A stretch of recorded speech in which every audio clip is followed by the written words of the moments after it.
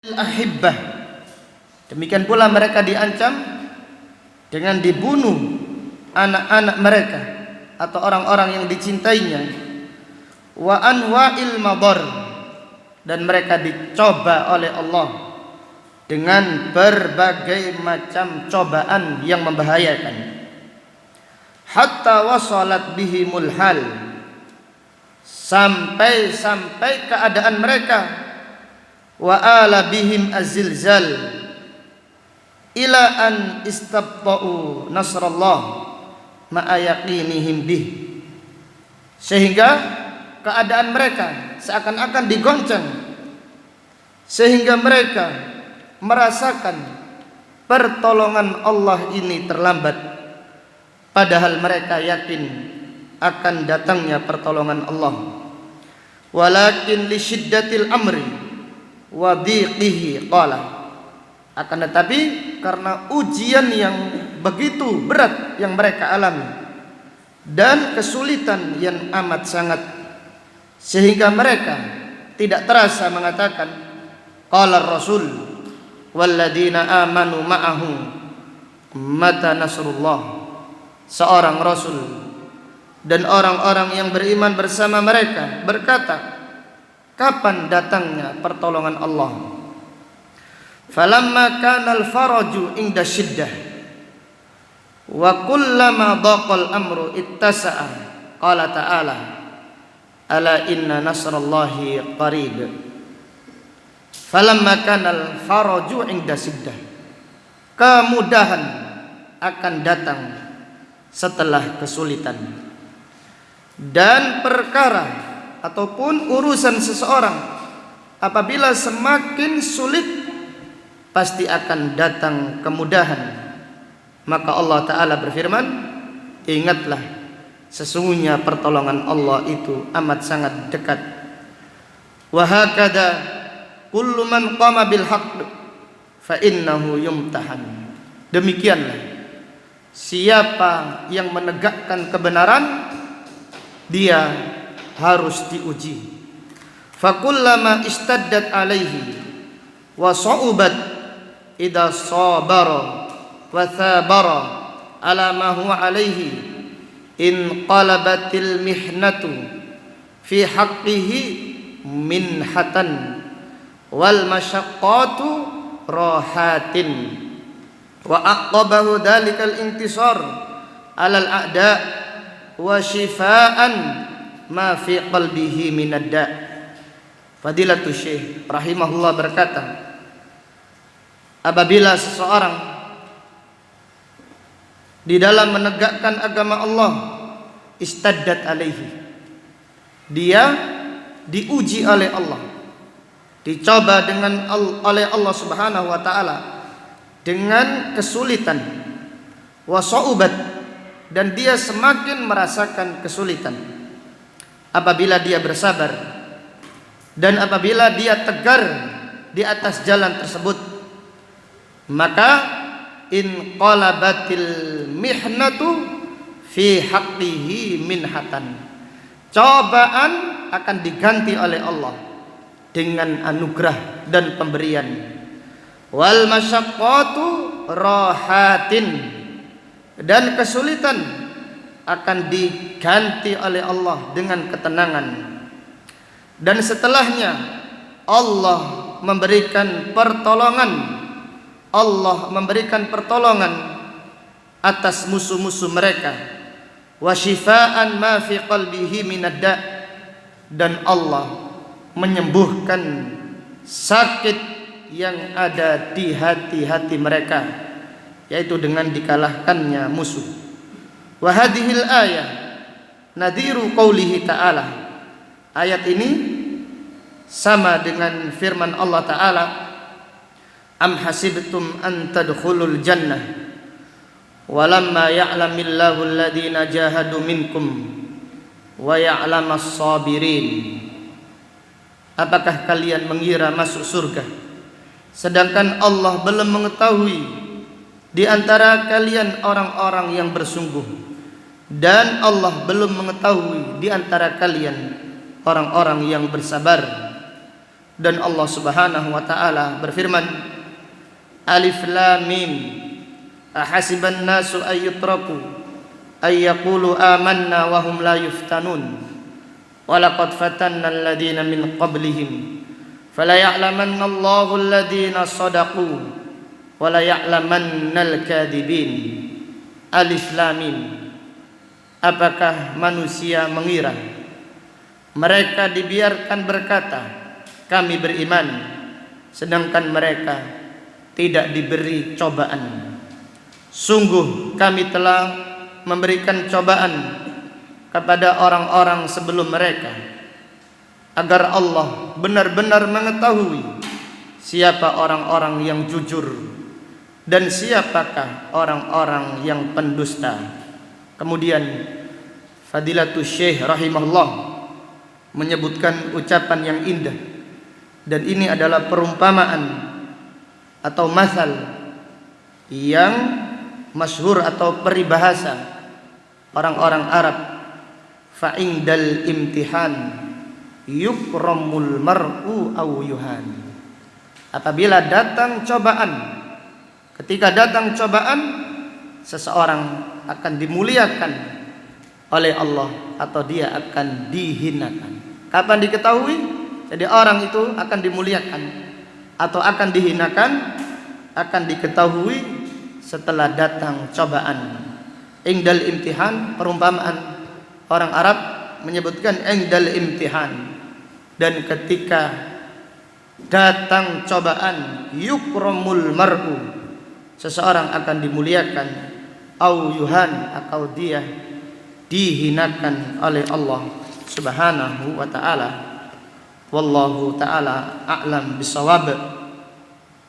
Dari ayat yang mulia ini terdapat beberapa pelajaran yang bisa diambil. Fihi tasliyatullah lihadihil ummah bima waqa'a qablaha. Alhamdulillah. Allah Subhanahu wa ta'ala menghibur umat ini dengan cobaan-cobaan yang menimpa umat-umat terdahulu. Jadi Allah Subhanahu wa ta'ala menghibur umat Islam dengan cobaan yang menimpa umat-umat yang terdahulu.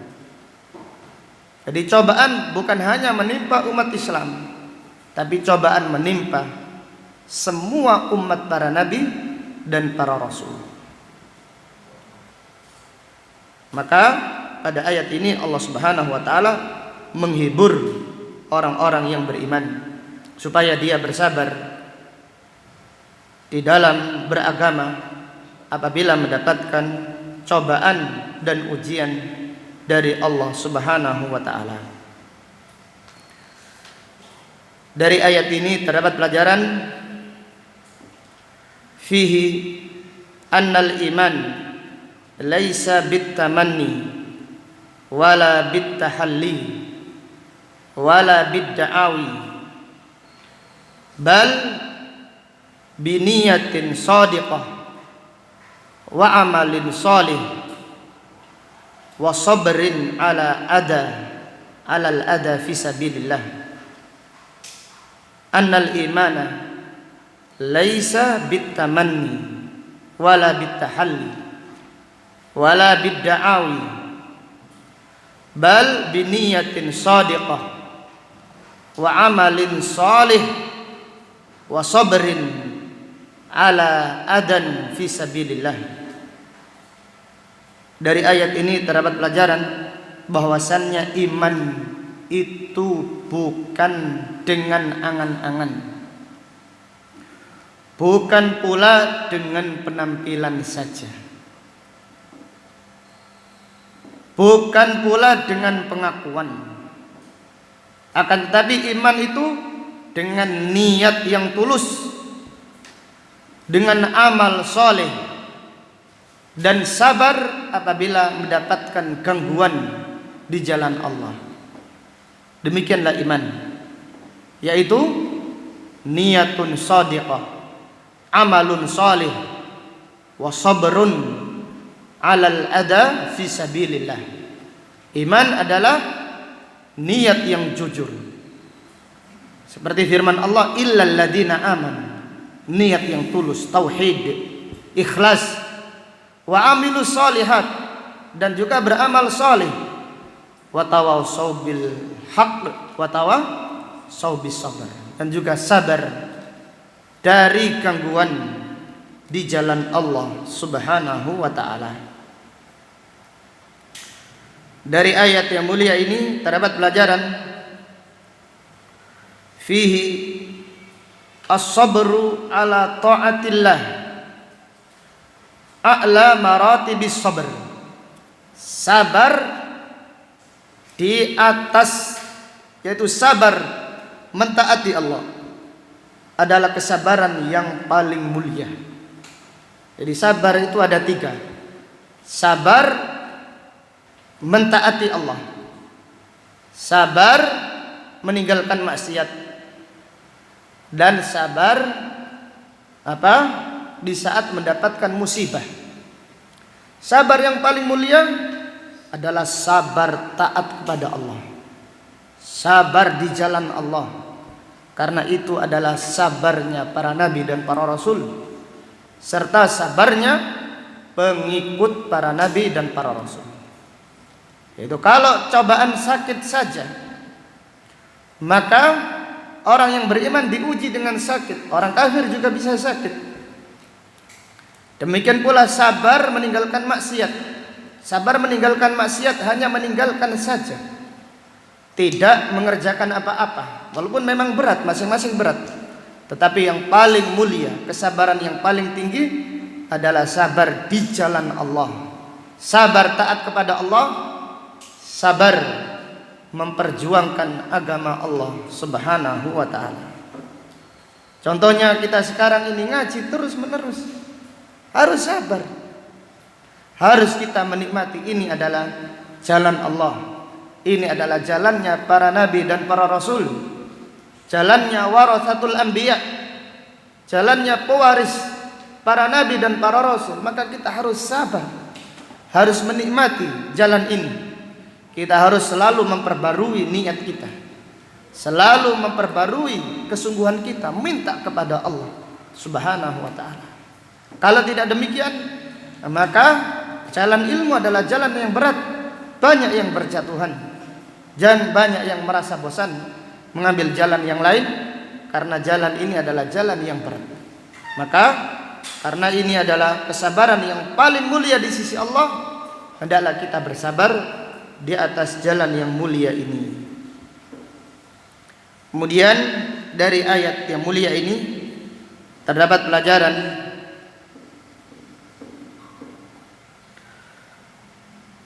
fihi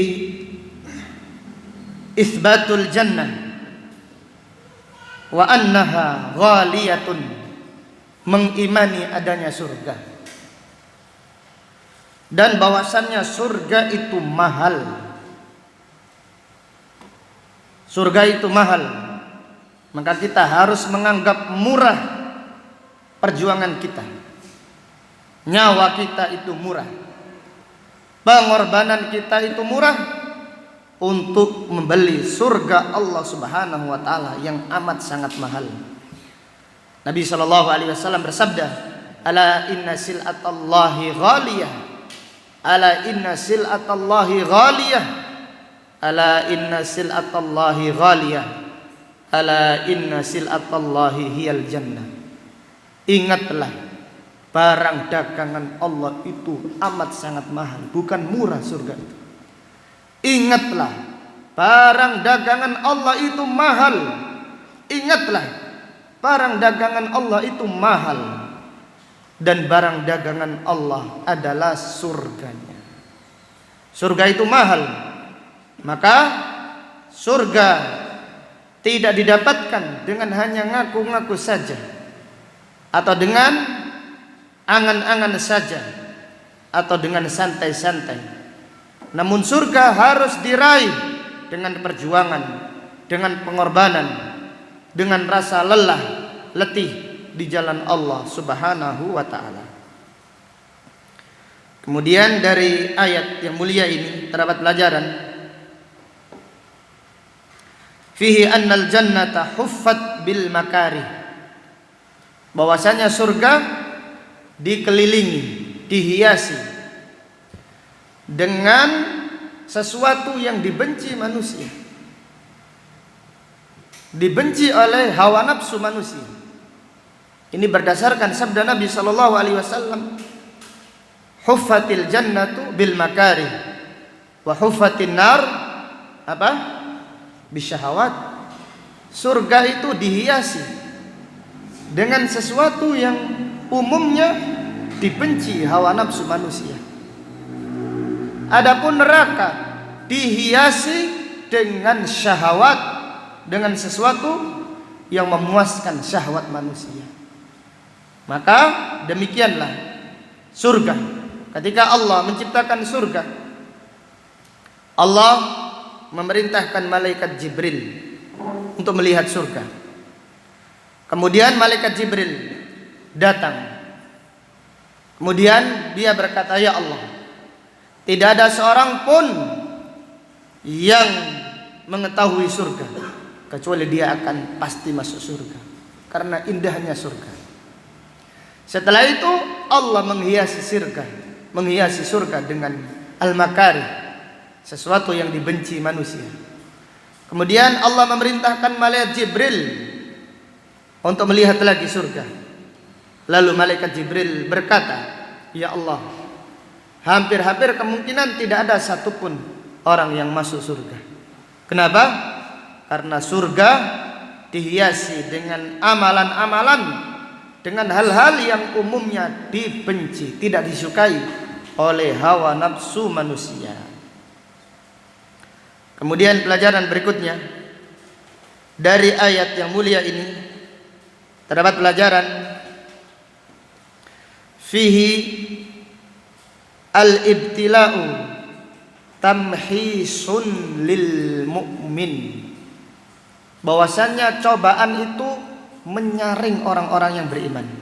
Jadi disaring siapa yang imannya baik, siapa yang benar-benar jujur dan benar di dalam pengakuan imannya. Maka dengan ujian akan kelihatan siapa orang-orang yang beriman. Karena apa? Tamhisun. Sebagaimana firman Allah, "Waliyumahhisallahu alladhina amanu wa yamhaqal kafirin." Agar Allah menyaring siapa orang-orang yang benar-benar beriman dan siapa, dan agar Allah dengan ujian Allah melaknat atau menghukum orang-orang kafir. Dari ayat yang mulia ini terdapat pelajaran fihi inda al-fitnah saqata al-kadzabun. Ketika datang ujian, berguguran dan berjatuhan orang-orang yang pendusta. Jadi orang-orang yang berdusta di dalam pengakuan imannya, apabila datang cobaan, mereka berguguran, mereka berjatuhan. Sebagaimana firman Allah, "Ala fil fitnati saqatu." Ingatlah, ketika datang ujian, orang-orang munafik berjatuhan, berguguran, mundur dari berjuang, tidak mau. Jadi orang yang tegar saja, orang kuat saja yang bertahan. Adapun orang yang mentalnya lemah, imannya lemah, akan mundur dari perjuangan, mundur dari jalan Allah Subhanahu wa ta'ala. Dari ayat yang mulia ini terdapat pelajaran fihi anna manhajal mu'minin manhajur rusul, bahwasannya jalannya orang yang beriman adalah jalannya para nabi dan para rasul. Di Fadilatul Syekh Al-Utsaimin rahimahullah berkata, anna manhajal mu'minin manhajur rusul yaquluna haitsu qalu. Manhajnya orang-orang yang beriman adalah manhajnya para nabi dan para rasul. Mereka orang-orang yang beriman berkata seperti apa yang dikatakan oleh para nabi dan para rasul. Jadi mereka tidak menyelisihi para nabi dan para rasul. Kalau kita umat Islam, manhaj kita adalah manhajnya Nabi Muhammad sallallahu alaihi wasallam, manhaj sunnah ala fahmi sahabah radhiyallahu anhum ajma'in. Dari ayat yang mulia ini terdapat pelajaran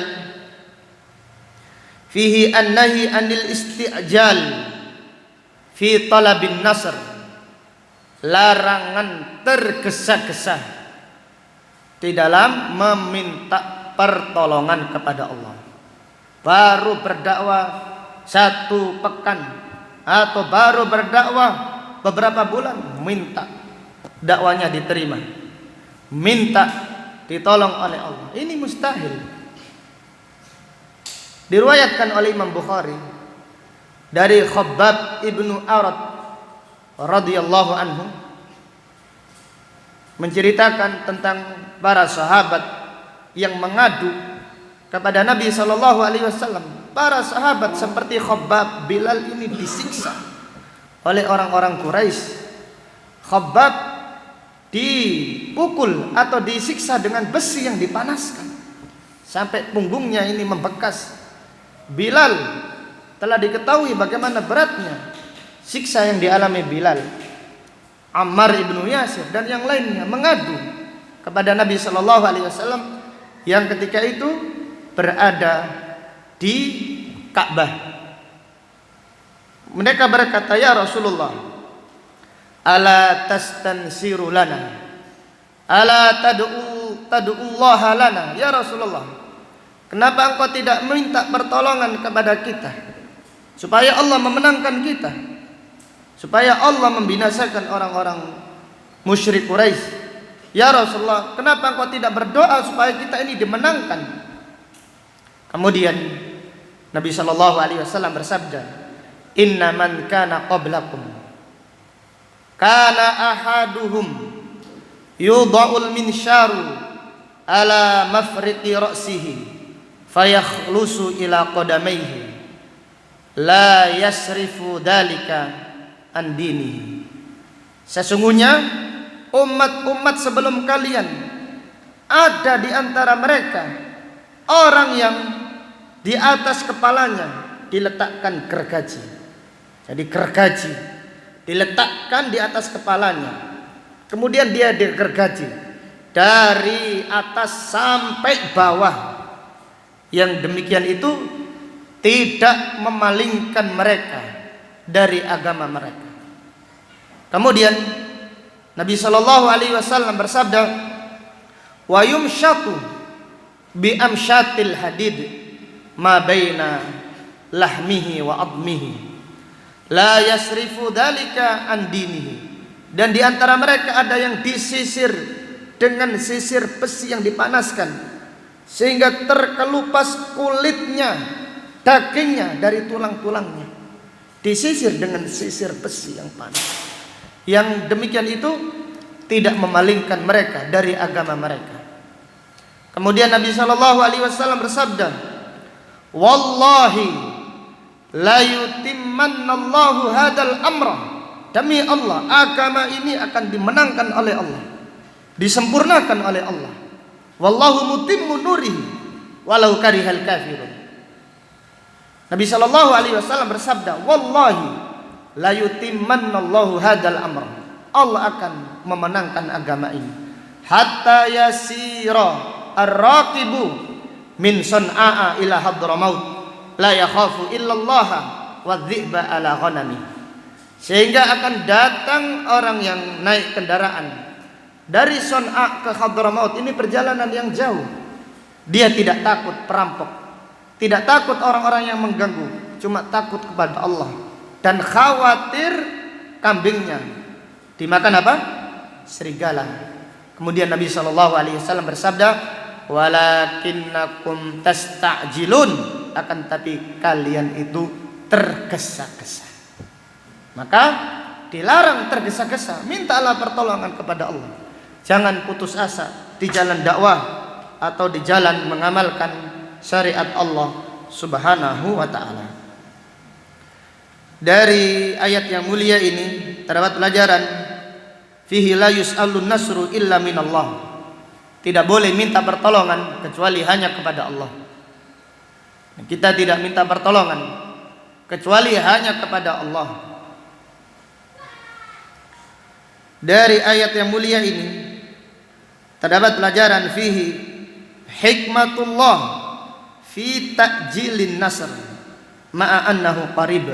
Hikmah Allah di dalam menangguhkan pertolongannya, padahal pertolongan Allah itu dekat. Tapi tidak langsung setiap yang berdakwah langsung ditolong, setiap yang berjuang langsung ditolong. Tidak demikian. Allah menangguhkan. Allah memiliki hikmah supaya diketahui siapa orang yang benar-benar tulus di dalam perjuangannya, siapa orang-orang yang sabar, siapakah orang-orang yang ikhlas. Maka hikmah Allah menetapkan ditangguhkannya pertolongannya, padahal pertolongan Allah itu amat sangat dekat. Demikian pernyataan Fadilatul Syekh Al-Utsaimin rahimahullah. Kemudian beliau berkata, dari ayat ini terdapat pelajaran, ini faedah yang agung, fihi la wusula ila kamalin illa ba'da tajarru'i ka'sis sabr. La wusula ila kamalin illa ba'da tajarru'i ka'sis sabr. Tidak akan mungkin sampai kepada kesempurnaan kecuali seseorang minum dari gelas kesabaran. Tidak mungkin sempurna kecuali harus minum dulu gelas yang isinya kesabaran. La wusula ila kamalin, tidak ada jalan yang menyampaikan kepada kesempurnaan, kemuliaan, kecuali apabila seseorang sudah minum gelas, yaitu gelas kesabaran, sabar di atas jalan Allah. Al-Imam Syafi'i rahimahullah berkata, ayumakkanu am yubtala. Seseorang yang berdakwah, seseorang yang berjuang, akankah ditolong oleh Allah atau diuji oleh Allah? Kemudian Imam Syafi'i menjawab, la yumakkanu hatta yubtala. Dia tidak akan dimuliakan Allah, la yumakkanu, tidak memiliki kedudukan yang mulia sampai dia diuji oleh Allah Subhanahu wa ta'ala. Maka Allah ta'ala berfirman, wa ja'alna minhum a'immatan yahduna bi amrina lamma sabaru wa kanu bi ayatina yuqinun. Syekhul Islam Ibnu Taimiyah rahimahullah berkata, bis sabri wal yaqini tunalul imamatu fid din. Dengan sabar dan yakin seseorang akan meraih keimaman di dalam agama yang mulia ini. Maka demikian pernyataan Fadilatul Syekh rahimahullah, bahwasannya seseorang tidak akan mulia sampai dia sabar, sudah minum gelas kesabaran, yaitu sudah sabar kuat di atas jalan Allah, baru Allah Subhanahu wa ta'ala memuliakannya. Dari ayat yang mulia ini terdapat pelajaran, fihi tabsyirullah li ahlil iman bi anna nasrahu qarib. Kabar gembira dari Allah kepada orang-orang yang beriman bahwasannya pertolongan Allah itu dekat. Kabar gembira dari Allah kepada orang-orang yang beriman bahwasannya pertolongan Allah itu dekat. Maka Allah Ta'ala berfirman, ala inna nasrallahi qarib. Ingatlah, pertolongan Allah itu dekat. Allah Ta'ala berfirman, fa inna ma'al usri yusra, inna ma'al usri yusra. Nabi SAW bersabda, fa inna nasra ma'al kabri, fa inna nasra ma'al karbi, wa annal faraja ma'al hammi, fa inna ma'al usri yusra. Sesungguhnya pertolongan Allah, sesungguhnya kemudahan datang setelah kesulitan, dan pertolongan akan datang setelah cobaan. Dan fa inna ma'al usri yusra, setelah kesulitan pasti akan datang kemudahan. Wallahu ta'ala a'lam bisawab. Demikian kajian yang dapat disampaikan pada siang hari ini. Insyaallah akan kita lanjutkan pada pengajian yang akan datang. Subhanaka Allahumma wa bihamdika asyhadu an la ilaha illa anta astaghfiruka wa atubu ilaik. Walhamdulillahi rabbil alamin. Assalamualaikum warahmatullahi wabarakatuh.